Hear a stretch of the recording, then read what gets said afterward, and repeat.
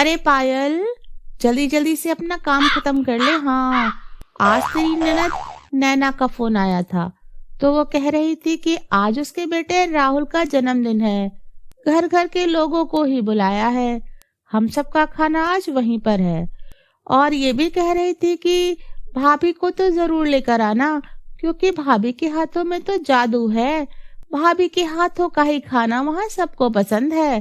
तो आज हमें जल्दी वहाँ पहुँचकर खाना बनाने में मदद करनी पड़ेगी। हाँ, पर माँ जी, आज पिताजी का भी फोन आया था, तो वो कह रहे थे कि दादी की तबीयत बहुत ज्यादा खराब है, वो मुझे देखना चाहती हैं। सुन पायल, तो एक दिन बाद चली जाना अपनी दादी को देखने के लिए, आखिर बीमार ही तो हैं। पर आज नैना के घर जाना ज्यादा जरूरी है, नहीं तो रिश्ते खराब हो जाएंगे। हाँ, अब मैं तैयार होने जा रही हूँ, तो भी जरा जल्दी से तैयार हो जा, बस आधे घंटे में ही निकलना होगा, समझी। पायल बेचारी चाहते हुए भी अपनी प्यारी दादी को देखने ना जा सकी, और ना चाहते हुए भी पार्टी में जाने के लिए तैयार होना पड़ा। पायल बहुत उदास थी, उसके चेहरे पर पार्टी में जाने की कोई खुशी नहीं थी। अरे, तू ऐसे मुंह लटका कर क्यों खड़ी है? अब जल्दी से ये सामान उठा और चल मेरे साथ, हमें जल्दी वहां पहुंचना है। जाकर थोड़ी मदद कर देंगे उनकी, क्योंकि नैना के ससुराल वालों को घर का खाना ही पसंद है, तो उन्होंने कोई हलवाई भी नहीं लगाया है, हम सबको मिलकर ही खाना बनाना है। अब पायल को पूरी तरह से समझ में आ चुका था कि उसे वहां पर सिर्फ खाना बनाने के लिए ही लेकर जाया जा रहा है। अब वो दोनों जल्दी जल्दी नैना के घर पहुंचते हैं। अरे सरला जी, वाकई बड़ी खूब किस्मत पाई है आपने, जो इतनी अच्छी बहू मिली है आपको। भाई कुछ भी हो, कहना पड़ेगा, पायल पूरा काम संभाल लेती है। हाँ हाँ माँ जी, भाभी होती है ना, तो हमें किसी भी चीज की कोई फिक्र नहीं होती है। और देखो ना, सबको भाभी के हाथ का खाना ही पसंद है, इसलिए सब्जी तक बनाने नहीं दी मुझे, नहीं तो कम से कम मैं सब्जी ही बना लेती। वाकई सरला जी, आपने दहेज तो नहीं लिया, इसीलिए तो आपको इतनी अच्छी बहू मिली है, जो हर काम को इतना अच्छे से कर लेती है। अरे पायल, तू जा किचन में जाकर सबके लिए चाय बना ले अच्छी सी। हाँ, और फिर जल्दी से खाना बनाने की तैयारी में लग जा। वो सब लोग तो सारा काम पायल के कंधों पर डालकर खुद आराम से बातें करने में लग जाते हैं। तैयारी के नाम पर सिर्फ सामान मंगाकर रख लिया था उन लोगों ने।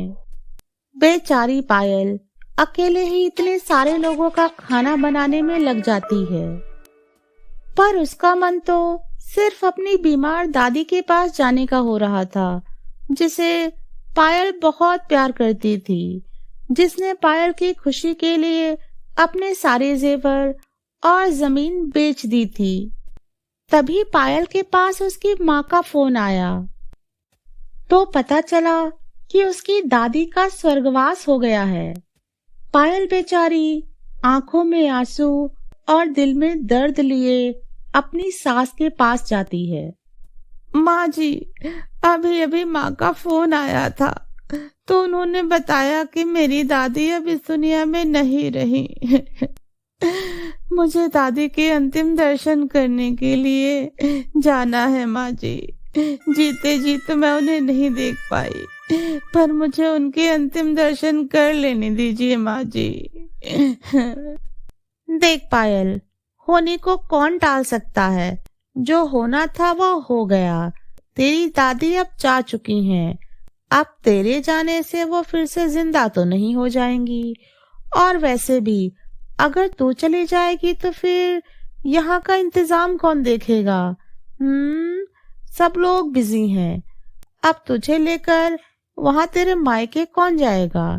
तू वहां के चक्कर में इतने अच्छे माहौल को खराब मत कर। हाँ, अगर तुम्हारे मायके वाले तुम्हें खुद लेने यहाँ आए तो भेजने के लिए भी मना नहीं है। अब ऐसे माहौल में भला कौन लेने आता पायल को। मजबूरन पायल कुछ न कर सकी। बेचारी पायल बहुत रोई कि उसको उसकी दादी के अंतिम दर्शन तक नसीब न हो सके। उस दिन वो बिना कुछ खाए शाम को घर वापस आ गई। पूरी रात पायल को नींद नहीं आई और वो रात भर अपनी दादी की यादों में डूबी रही। बहू क्या है? क्या वो ससुराल वालों के इशारों पे नाचने वाली एक कठपुतली है जिसकी कोई इच्छा, सुख दुख, पसंद नापसंद कुछ नहीं है? मैं अब चुप नहीं बैठूंगी। इन लोगों की फरमाइशें पूरी करते करते मेरे माता पिता कर्ज में डूब गए और ये सीना ठोक कर कहते हैं कि हमने दहेज नहीं लिया।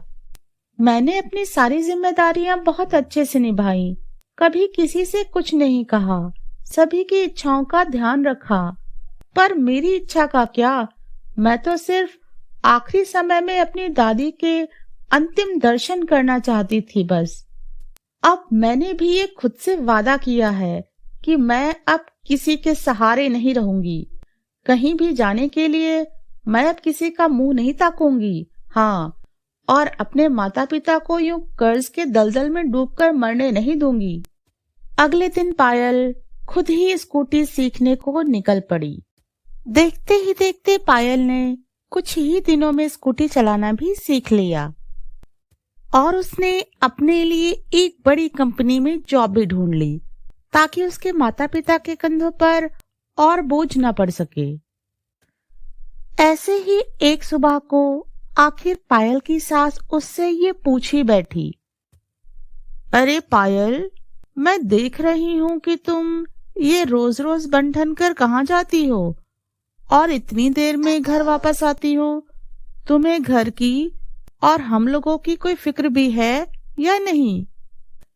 माँ जी, मैंने अपने लिए जॉब ढूंढ ली है तो मैं वहीं जाती हूँ, और रही फिक्र की बात तो वो दोनों तरफ से हो तभी अच्छा लगता है।